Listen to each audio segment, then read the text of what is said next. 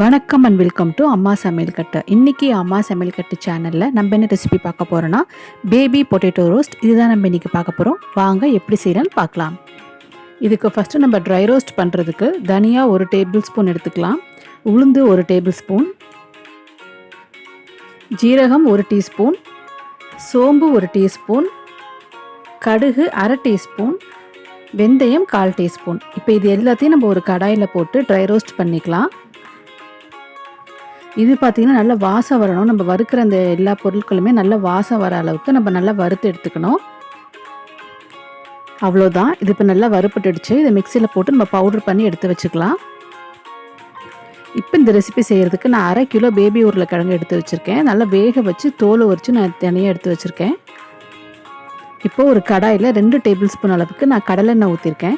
எண்ணெய் நல்லா காஞ்சதும் நம்ம வேக வச்சு எடுத்து வச்சுருக்கோம்ல உருளைக்கிழங்கு, அதை அதில் போட்டுக்கலாம்.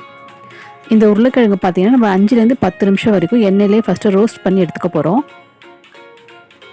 இது பண்ணும்போது பார்த்திங்கன்னா ஸ்டவ்வை வந்து கொஞ்சம் ஹை ஃப்ளேமில் வச்சுக்கோங்க, ஏன்னா அப்போ தான் நல்லா ரோஸ்ட் ஆகும். இப்போ பாருங்கள், கலர் வந்து லைட்டாக சேஞ்ச் ஆகி வருது. இப்போ வந்து நல்லா ரோஸ்ட் ஆகிடுச்சு, கலர் நல்லா ப்ரௌனாக இருக்க பாருங்கள். இப்போ வந்து நம்ம இந்த ரெசிபிக்கு தேவையான அளவு உப்பு ஆட் பண்ணிக்கலாம். அப்புறம் வெறும் மிளகாய்த்தூள் வந்து ஒரு 1 டேபிள் ஸ்பூன் அளவுக்கு சேர்த்துக்கலாம். காரம் வந்து உங்கள் டேஸ்ட்டுக்கு ஏற்ற மாதிரி நீங்கள் அட்ஜஸ்ட் பண்ணிக்கோங்க. இந்த காரம் வந்து கரெக்டாக இருக்கும். அப்புறம் மஞ்சள் தூள் ஒரு 1/2 டீஸ்பூன் அளவு சேர்த்துக்கலாம். இது எல்லாத்தையும் சேர்த்துட்டு நல்லா இப்போ கிளறி விட்டுடலாம். அதாவது இந்த மிளகாய் பொடியோட பச்சை வாசனை போகிற வரைக்கும் கொஞ்சம் நேரம் நல்லா எண்ணெயிலே கிளறி விட்டுடலாம்.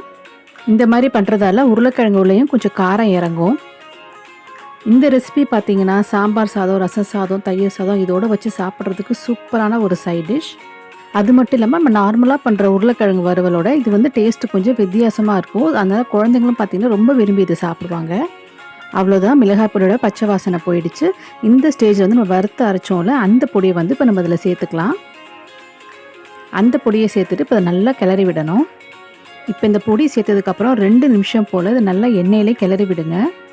இதுக்கு வந்து எண்ணெய் வந்து கொஞ்சம் கூடுதலாக தேவைப்படும், அப்போ தான் இந்த ரெசிபி நல்லாயிருக்கும். ஒரு 2 நிமிஷம் போல் இது கிளறி விட்டால் போதும். இப்போ வந்து கரம் மசாலா ஒரு 1 டீஸ்பூன் அளவுக்கு நம்ம சேர்த்துக்கலாம். அதையும் சேர்த்துட்டு நல்லா கிளறி விட்டுருங்க. இப்போ வந்து ஒரு 1/2 கிளாஸ் அளவு மட்டும் நான் தண்ணி சேர்த்துக்கிறேன். இது எதுக்கு அப்படின்னா மசாலா எல்லாமே நல்லா ஒன்று சேர்ந்து வரும், அதுக்கு தான் இப்போ தண்ணி சேர்க்குறோம். நம்ம வந்து தண்ணி சேர்த்ததுக்கப்புறம் ஒரு 5 நிமிஷம் போல் மூடி போட்டு மூடி வச்சுடணும். இந்த தண்ணி வந்து நல்லா ட்ரை ஆகணும், அது வரைக்கும் நம்ம மூடி போட்டு இதை மூடி வச்சுக்கலாம்.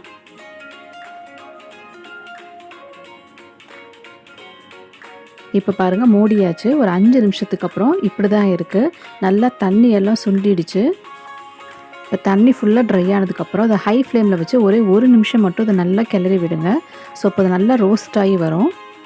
நம்ம வந்து இறக்க போகிற அந்த ஸ்டேஜில் ஒரு கொத்து கருவேப்பிலை இருந்துச்சுன்னா அதை அந்த மாதிரி மேலே தூவி விட்டுக்கோங்க.